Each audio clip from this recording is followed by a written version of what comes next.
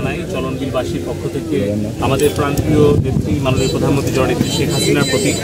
আমাদের চলনবিলবাসী কিন্তু প্রাকৃতিক দুর্যোগ মোকাবেলায় সবসময় আর কি সাহসী ভূমিকা রেখে থাকে। আপনারা জানেন যে আমাদের প্রাণের চলনবিল শস্য ভাণ্ডার এবং মৎস্য ভাণ্ডার হিসেবে সারা বাংলাদেশে সমৃদ্ধ পরিচিত।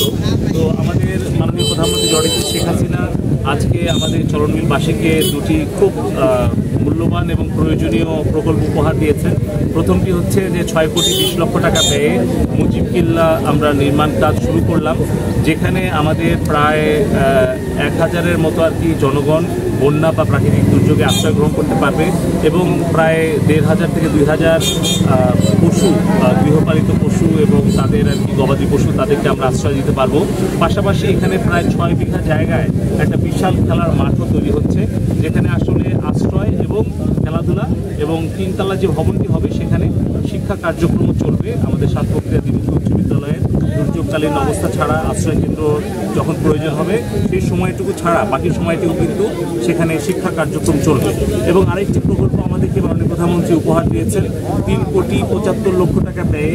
এখানে আমাদের শস্য মজুদ, সংগ্রহ, মারাই এবং সংরক্ষণ প্রায় 1,000 টন মজুদ ক্ষমতা সম্পন্ন একটি গুদাম হবে এবং এখানে বিশাল একটি শস্য শুকানো এবং মারাই করার জন্য ফ্রেশিং ফ্লোর থাকবে। আমাদের কৃষি মন্ত্রণালয়ের আওতাধীন কৃষি উন্নয়ন কর্তৃপক্ষের আমাদের যেই পাবনা, নাটোর, সিরাজগঞ্জ পানাশী প্রকল্প রয়েছে, প্রায় 650 কোটি টাকা ব্যয়ে আমাদের এই পাবনা, নাটোর, সিরাজগঞ্জ 3টি জেলার কৃষি এবং কৃষকদের উন্নয়নের জন্য মাননীয় প্রধানমন্ত্রী বিশেষ প্রকল্পটি উপহার দিয়েছেন। আমাদের সৌভাগ্য যে চলনবিলেই প্রায় 250 থেকে 300 কোটি টাকার কাজ আমরা করতে পারছি। এখানে আমরা খাল খনন করছি, এখানে আমাদের শস্য যে মজুদ এবং মারাই এবং শুকানোর ব্যবস্থা করা হচ্ছে।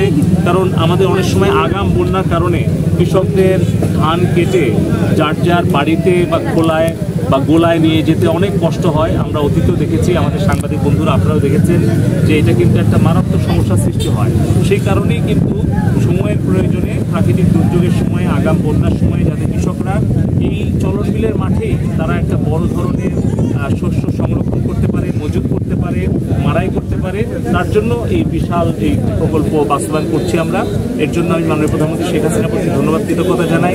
গত 15 বছরে আমাদের এই প্রাণের অবহেলিত চলনবিলকে উন্নয়নের চরম শিখরে নিয়ে গেছেন। এখানে আমরা চলনবিলের প্রায় 350 কিলোমিটার পাকা রাস্তা করতে পেরেছি, 300 কিলোমিটার খাল খনন করতে পেরেছি, শতভাগ পরিবারকে আমরা বিদ্যুতের আলোয় আলোকিত করতে পেরেছি এবং চলনবিলের প্রত্যেকটি ইঞ্চি মাটিকে আমরা উচ্চ গতির 4G মোবাইল নেটওয়ার্ক এবং বিভিন্ন ইউনিয়ন পর্যায় পর্যন্ত আমরা ফাইবার অপটিক্যাল কেবল নিয়ে যেতে পেরেছি।